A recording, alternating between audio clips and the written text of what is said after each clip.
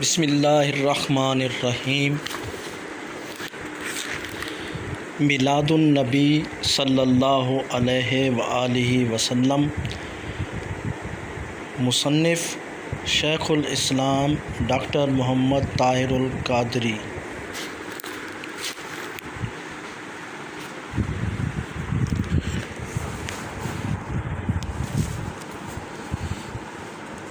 ابتدائیہ۔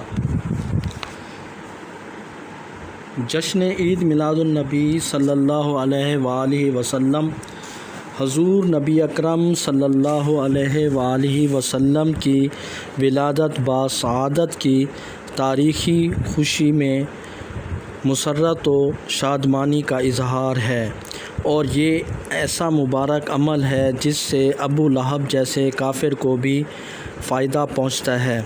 اگر ابو لہب جیسے کافر کو میلاد النبی صلی اللہ علیہ وآلہ وسلم کی خوشی میں ہر پیر کو عذاب میں تخفیف نصیب ہو سکتی ہے، تو اس مومن مسلمان کی سعادت کا کیا ٹھکانہ ہوگا جس کی زندگی میلاد النبی صلی اللہ علیہ وآلہ وسلم کی خوشیاں منانے میں بسر ہوتی ہے۔ حضور سرور کائنات صلی اللہ علیہ وآلہ وسلم خود بھی اپنے یوم ولادت کی تعظیم فرماتے اور اس کائنات میں اپنے ظہور وجود پر سپاس گزار ہوتے ہوئے پیر کے دن روزہ رکھتے۔ آپ صلی اللہ علیہ وآلہ وسلم کا اپنے یوم ولادت کی تعظیم و تکریم فرماتے ہوئے تحدیث نعمت کا شکر بجا لانا حکم خداوندی تھا، کیونکہ حضور نبی اکرم صلی اللہ علیہ وآلہ وسلم ہی کے وجود مسعود کے تصدق و توسل سے ہر وجود کو سعادت ملی ہے۔ جشن عید میلاد النبی صلی اللہ علیہ وآلہ وسلم کا عمل مسلمانوں کو حضور نبی اکرم صلی اللہ علیہ وآلہ وسلم پر درود و سلام جیسے اہم فرائض کی رغبت دلاتا ہے اور قلب و نظر میں ذوق و شوق کی فضا ہموار کرتا ہے۔ صلاۃ و سلام بذات خود شریعت میں بے پناہ نوازشات و برکات کا باعث ہے، اس لیے جمہور امت نے میلاد النبی صلی اللہ علیہ وآلہ وسلم کا انعقاد مستحسن سمجھا۔ سیرت طیبہ کی اہمیت اجاگر کرنے اور جذبہ محبت رسول صلی اللہ علیہ وآلہ وسلم کے فروغ کے لیے محفل میلاد کلیدی کردار ادا کرتی ہے۔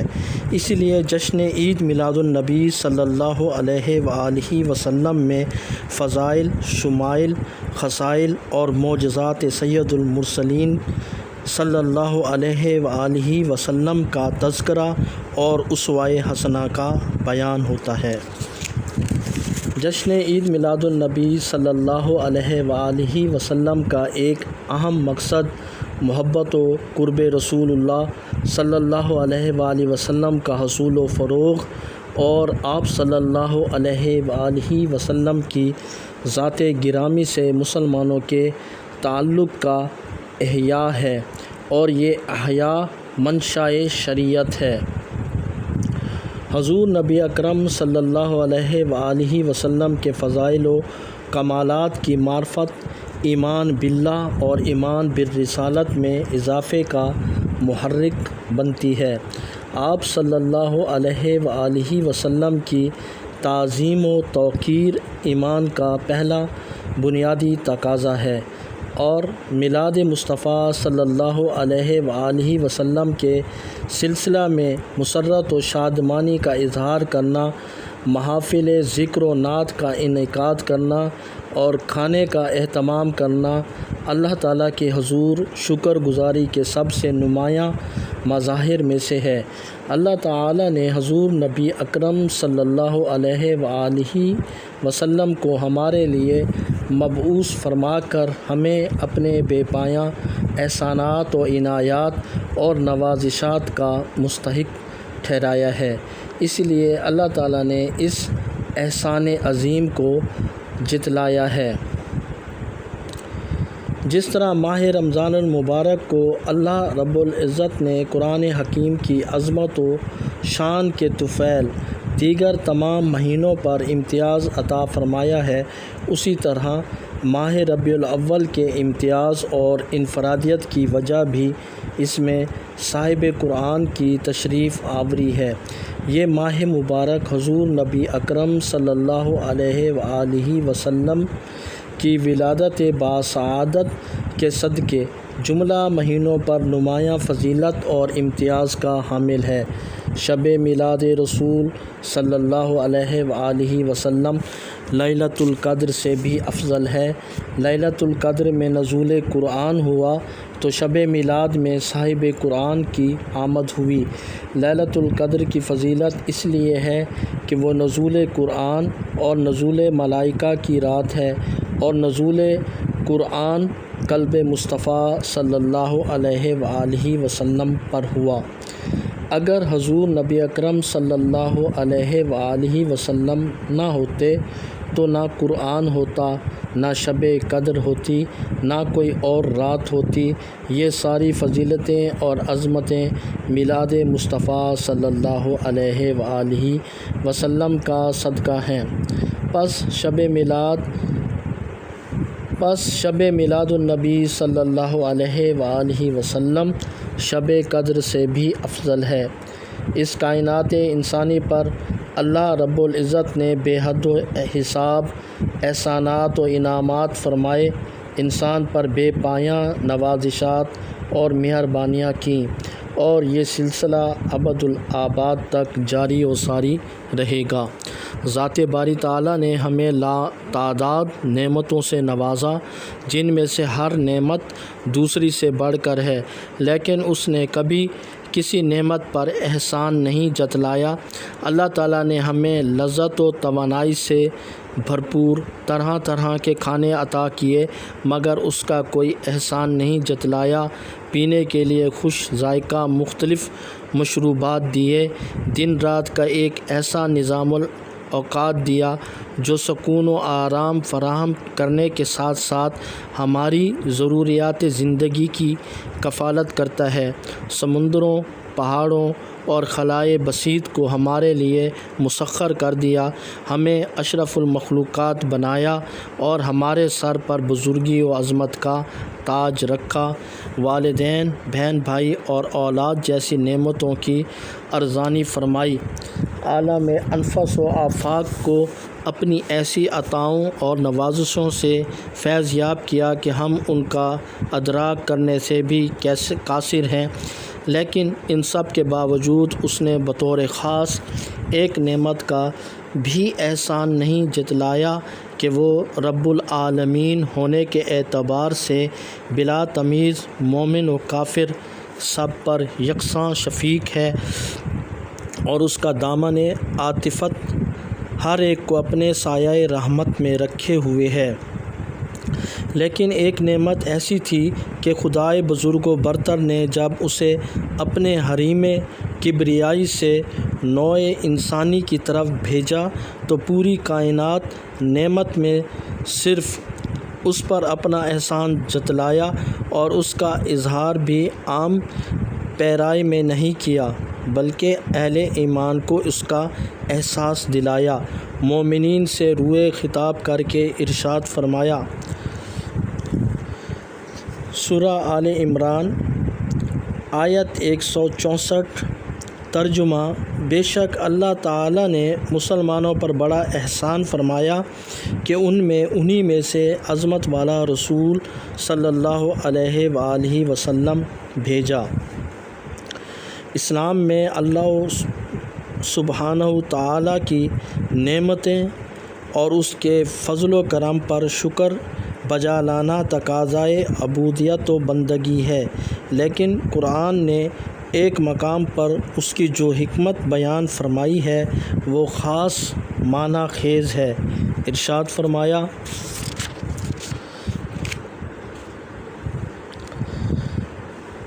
سورہ ابراہیم آیت 7 ترجمہ: اگر تم شکر ادا کرو گے تو میں تم پر نعمتوں میں ضرور اضافہ کروں گا، اور اگر تم ناشکری کرو گے تو میرا عذاب یقیناً سخت ہے۔ اس آیہ کریمہ کی روح سے نعمتوں پر شکر بجا لانا مزید نعمتوں کے حصول کا پیش خیمہ بن جاتا ہے۔ پھر نعمتوں پر شکرانہ صرف امت محمدیہ صلی اللہ علیہ وآلہ وسلم پر ہی واجب نہیں بلکہ امم سابقہ کو بھی اس کا حکم دیا جاتا رہا۔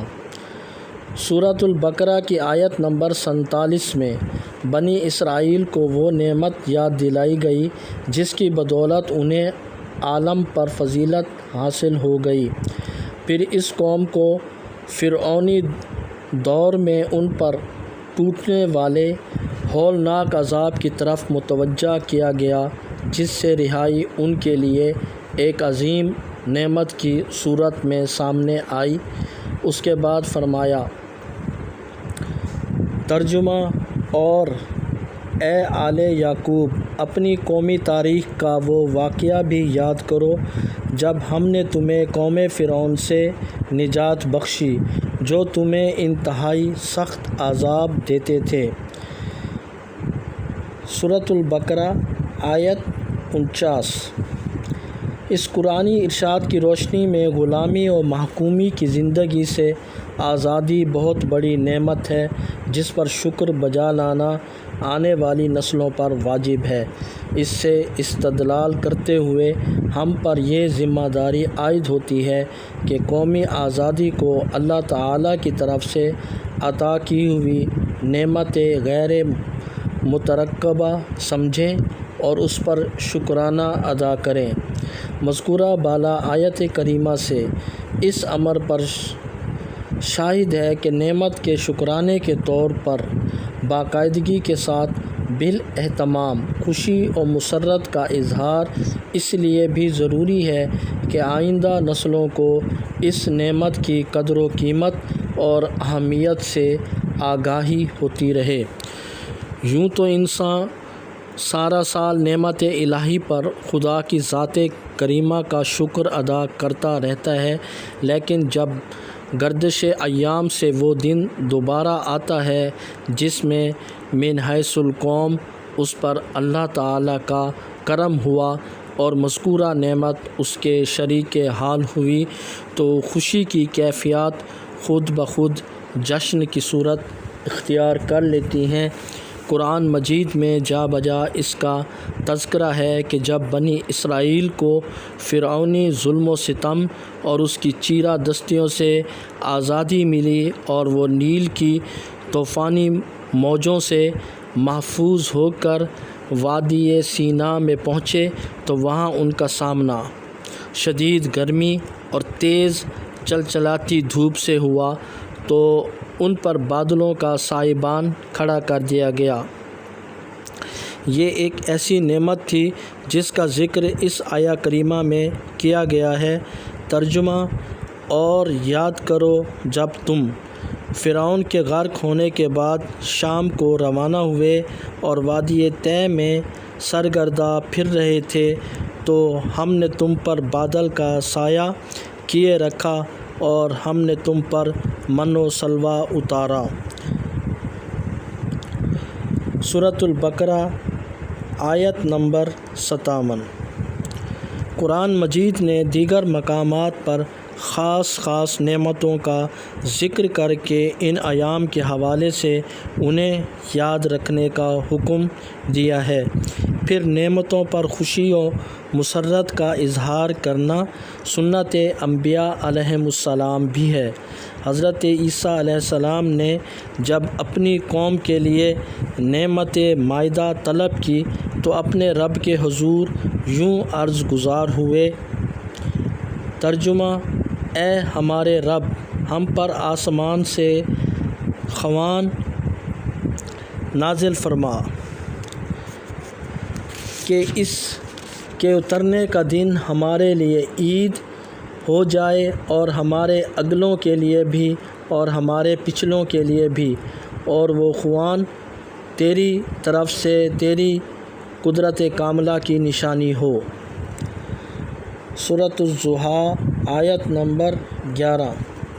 قرآن مجید نے اس آیہ کریمہ کے ذریعے اپنے نبی کے حوالے سے امت مسلمہ کو یہ تصور دیا ہے کہ جس دن نعمت الہی کا نزول ہو اس دن جشن منانا شکرانہ نعمت کی مستحسن صورت ہے۔ اس آیت سے یہ مفہوم بھی مترشح ہے کہ کسی نعمت کے حصول پر خوشی وہی مناتے ہیں جن کے دل میں اپنے نبی کی محبت جاں گزیں ہوتی ہے اور وہ اس کے اظہار میں نبی کے ساتھ شریک ہوتے ہیں۔ اللہ تعالیٰ کی کسی نعمت پر شکر بجا لانے کا ایک معروف طریقہ یہ بھی ہے کہ انسان حصول نعمت پر خوشی کا اظہار کرنے کے ساتھ اس کا دوسروں کے سامنے ذکر بھی کرتا رہے کہ یہ بھی شکرانہ نعمت کی ایک صورت ہے، اور ایسا کرنا قرآن حکیم کے اس ارشاد سے ثابت ہے۔ ترجمہ: اور اپنے رب کی نعمتوں کا خوب تذکرہ کریں۔ سورۃ الضحیٰ آیت نمبر 11۔ اور اس میں پہلے ذکر نعمت کا حکم ہے کہ اللہ تعالیٰ کی عطا کردہ نعمت کو دل و جان سے یاد رکھا جائے اور زبان سے اس کا ذکر کیا جائے، لیکن یہ ذکر کسی اور کے لیے نہیں، فقط اللہ تعالیٰ کے لیے ہو۔ اس کے بعد تحدیث نعمت کا حکم دیا کہ کھلے بندوں مخلوق خدا کے سامنے اس کو یوں بیان کیا جائے کہ نعمت کی اہمیت لوگوں پر عیاں ہو جائے۔ یہاں یہ واضح رہے کہ ذکر کا تعلق اللہ تعالیٰ سے اور تحدیث نعمت کا تعلق مخلوق سے ہے، کیونکہ اس کا زیادہ سے زیادہ لوگوں میں چرچا کیا جائے، جیسا کہ قرآن مجید میں ارشاد ہوا۔ ترجمہ: سو تم مجھے یاد کیا کرو، میں تمہیں یاد رکھوں گا، اور میرا شکر ادا کیا کرو اور میری نعمتوں کا انکار نہ کیا کرو۔ سورۃ البقرہ آیت نمبر 152۔ اس آیہ کریمہ میں تلقین کی گئی ہے کہ خالی ذکر ہی نہ کرتے رہو، بلکہ اللہ تعالیٰ کی نعمتوں کا ذکر شکرانے کے ساتھ ایسے کرو کہ اللہ تعالیٰ کے ساتھ خلق خدا بھی اس کو سنے۔ اس پر مستزاد اظہار تشکر کا ایک طریقہ یہ بھی ہے کہ نعمت پر خوشی کا اظہار جشن اور عید کی صورت میں کیا جائے۔ امم سابقہ بھی جس دن کوئی نعمت انہیں میسر آتی اس دن کو بطور عید مناتی تھیں۔ قرآن مجید میں حضرت عیسیٰ علیہ السلام کی اس دعا کا ذکر ہے جس میں وہ بارگاہ الہی میں یوں ملتجی ہوتے ہیں۔ سورۃ المائدہ آیت نمبر 114 کا ترجمہ ہے: اے ہمارے رب، ہم پر آسمان سے خوان نازل فرما دے کہ اس کے اترنے کا دن ہمارے لیے عید ہو جائے اور ہمارے اگلوں کے لیے بھی اور ہمارے پچھلوں کے لیے۔ یہاں مائدہ جیسی عارضی نعمت پر عید منانے کا ذکر ہے۔ عیسائی لوگ آج تک اتوار کے دن اس نعمت کے حصول پر بطور شکرانہ عید مناتے ہیں۔ یہ ہمارے لیے لمحہ فکریہ ہے۔ کیا نزول مائدہ جیسی نعمت کی ولادت و بعثت مصطفیٰ صلی اللہ علیہ وآلہ وسلم سے کوئی نسبت ہو سکتی ہے؟ اس نعمت عظمیٰ پر تو مائدہ جیسی کروڑوں نعمتیں نثار کی جا سکتی ہیں۔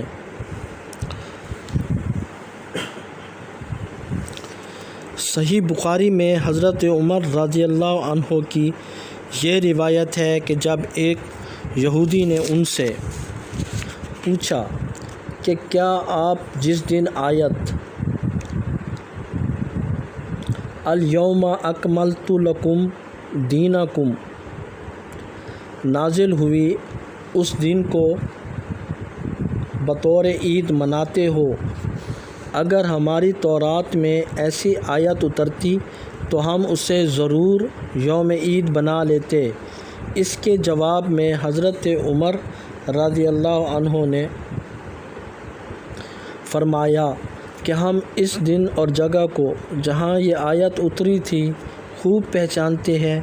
یہ آیت یوم حج اور یوم جمعۃ المبارک کو میدان عرفات میں اتری تھی اور ہمارے لیے یہ دونوں دن عید کے دن ہیں۔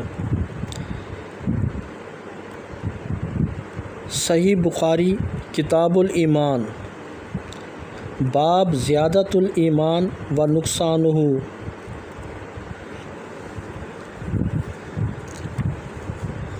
اس پر سوال کیا جا سکتا ہے کہ اگر تکمیل دین کی آیت کے نزول کا دن بطور عید منانے کا جواز ہے تو جس دن خود محسن انسانیت صلی اللہ علیہ وآلہ وسلم اس دنیا میں تشریف لائے اسے بطور عید میلاد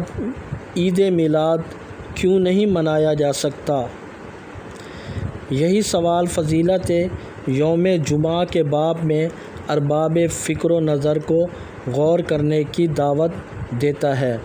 روایات میں یہ بھی مذکور ہے کہ حضور نبی اکرم صلی اللہ علیہ وآلہ وسلم نے اپنے میلاد کی خوشی میں بکرے ذبح کر کے ضیافت کا اہتمام فرمایا۔ حضرت انس رضی اللہ عنہ کی روایت کے مطابق حضور نبی اکرم صلی اللہ علیہ وآلہ وسلم نے بعد از بعثت اپنا عقیقہ کیا۔ اس پر امام سیوطی 849-911 ہجری کا استدلال ہے کہ حضور نبی اکرم صلی اللہ علیہ وآلہ وسلم کا عقیقہ آپ کے دادا حضرت عبد المطلب آپ کی ولادت کے 7 دن بعد کر چکے تھے، اور عقیقہ زندگی میں صرف ایک بار کیا جاتا ہے، اس لیے آپ صلی اللہ علیہ وآلہ وسلم نے یہ ضیافت اپنے میلاد کے لیے دی تھی، عقیقہ کے لیے نہیں۔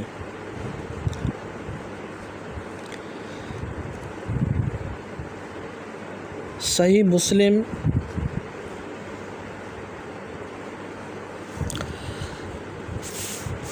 کائنات میں حضور نبی اکرم صلی اللہ علیہ وآلہ وسلم سے بڑی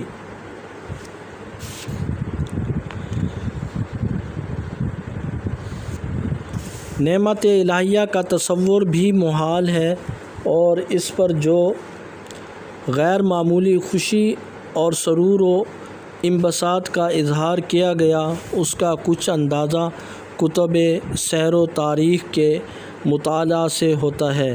ان کتابوں میں فضائل و شمائل اور خصائص کے حوالے سے بہت سی روایات ملتی ہیں جن سے یہ واضح ہوتا ہے کہ خود اللہ تبارک و تعالی نے اپنے حبیب محمد مصطفیٰ صلی اللہ علیہ وآلہ وسلم کی ولادت مبارکہ پر خوشی منائی۔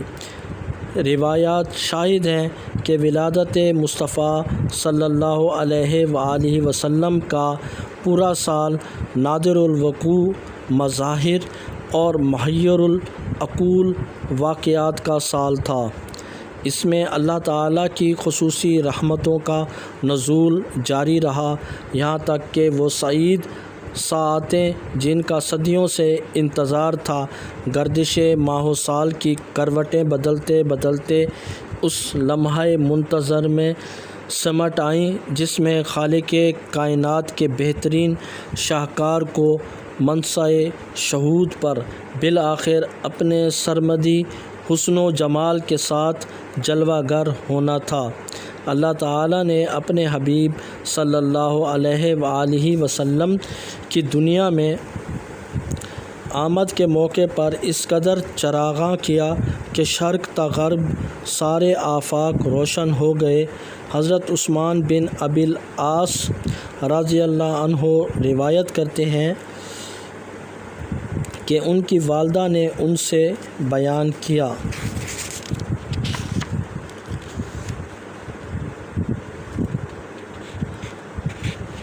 جب ولادت نبوی کا وقت آیا تو میں سیدہ آمنہ سلام اللہ علیہا کے پاس تھی۔ میں دیکھ رہی تھی کہ ستارے آسمان سے نیچے ڈھلک کر قریب ہو رہے ہیں، یہاں تک کہ میں نے محسوس کیا کہ وہ میرے اوپر سے گر پڑیں گے۔ پھر جب آپ صلی اللہ علیہ وآلہ وسلم کی ولادت باسعادت ہوئی تو سیدہ آمنہ سے ایسا نور نکلا جس سے پورا گھر جس میں ہم تھے اور حویلی جگمگ کرنے لگی، اور مجھے ہر ایک شے میں نور ہی نور نظر آیا۔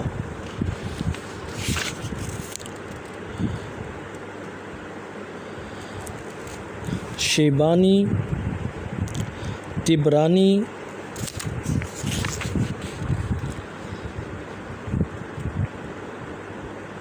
بہقی، ابو نعیم، ابن جوزی، ابن عساکر، ابن کثیر نے اپنی کتابوں میں اس کا ذکر کیا ہے۔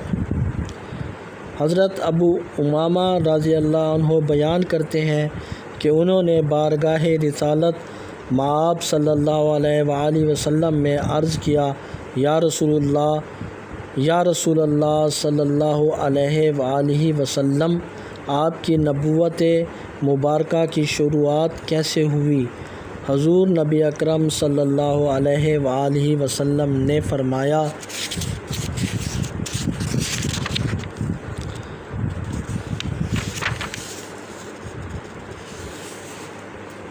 میں اپنے باپ ابراہیم کی دعا اور عیسیٰ کی بشارت ہوں، اور میری ولادت کے وقت میری والدہ ماجدہ نے دیکھا کہ ان کے جسم اطہر سے ایک نور نکلا جس سے شام کے محلات روشن ہو گئے۔ احمد بن حنبل نے اپنی مسند میں، ابن حبان نے صحیح میں، اور بخاری نے تاریخ الکبیر میں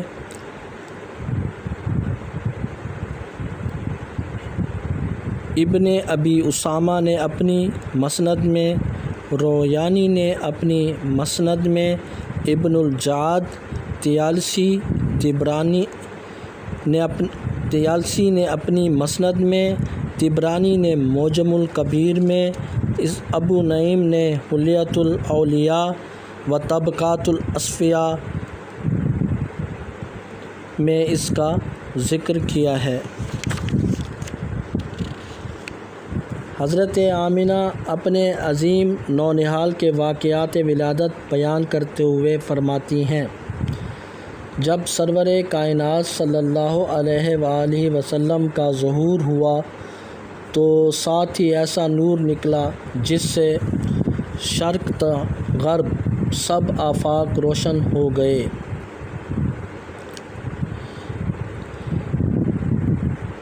حوالہ ابن سعد، الطبقات الکبری، ابن جوزی، صفوۃ الصفوہ، ابن عساکر، سیرۃ النبویہ، ابن کثیر، البدایہ والنہایہ۔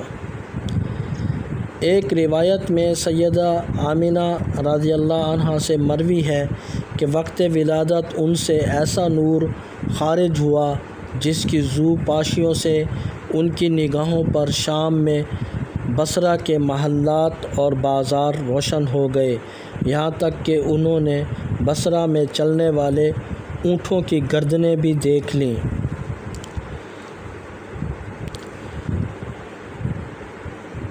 طبقات الکبری، ابن سعد، طبرانی، المعجم الکبیر، ابن حبان، الصحیح، عبدالرزاق المصنف، دارمی، السنن، حاکم، المستدرک علی الصحیحین، اور اس کے علاوہ بہت سے علماء کرام نے اپنی کتابوں میں اس کو روایت کیا ہے۔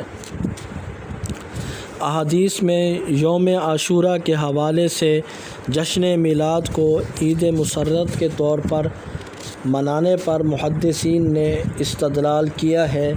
یوم عاشوراء کو یہودی مناتے ہیں، اور یہ وہ دن جب حضرت موسیٰ علیہ السلام کی قوم بنی اسرائیل کو فرعون کے جبر و استبداد سے نجات ملی۔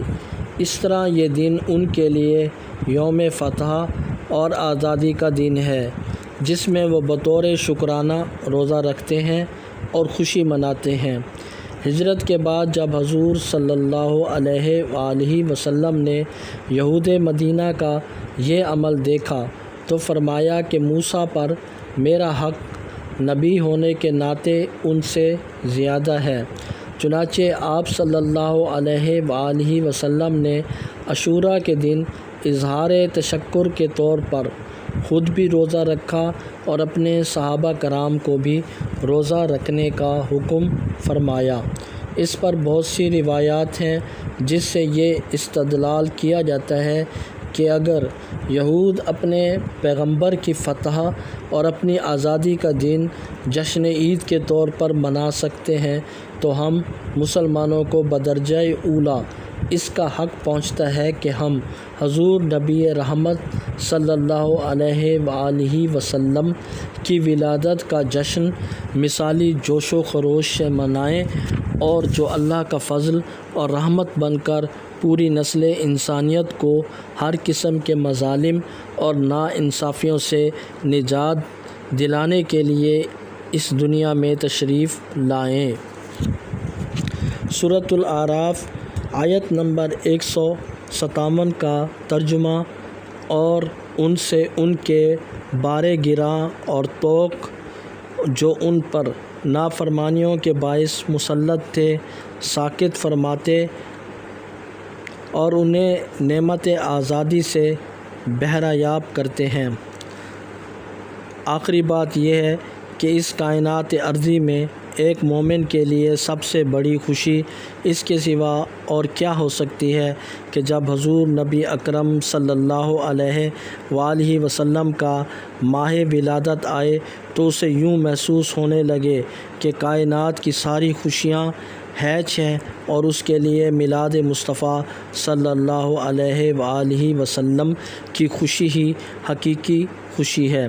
جس طرح امم سابقہ پر اس سے بدرجہ کم تر احسان اور نعمت عطا ہونے کی صورت میں واجب کیا گیا تھا، جبکہ ان امتوں پر جو نعمت ہوئی وہ عارضی اور وقتی تھی، اس کے مقابلے میں جو دائمی اور ابدی نعمت عظمیٰ حضور نبی اکرم صلی اللہ علیہ وآلہ وسلم کے ظہور قدسی کی صورت میں امت مسلمہ پر ہوئی، اس کا تقاضا ہے کہ وہ بدرجہ اتم سراپا تشکر و امتنان بن جائے اور اظہار خوشی و مسرت میں کوئی کسر نہ اٹھا رکھے۔